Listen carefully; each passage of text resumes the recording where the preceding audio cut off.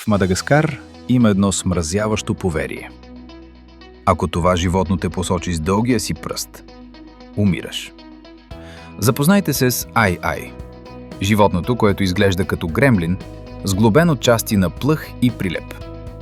Заради външния му вид и огромните жълти очи, местните го наричат демонът на гората и често го убиват от страх. Но истинският кошмар за тях е ръката му. Виждате ли този среден пръст? Той е само кост и кожа. Прилича на изсъхнала клонка. Истината обаче е по-скучна и гениална. Ай-Ай не прави магии. Той използва пръста си като сонар. Той почуква по дърветата до 8 пъти в секунда.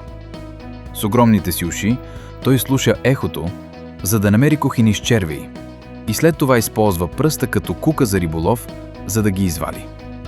Грозен? Може би. Опасен? Категорично не. Ай-Ай е доказателство, че не е нужно да си красив, за да си гениален продукт на еволюцията.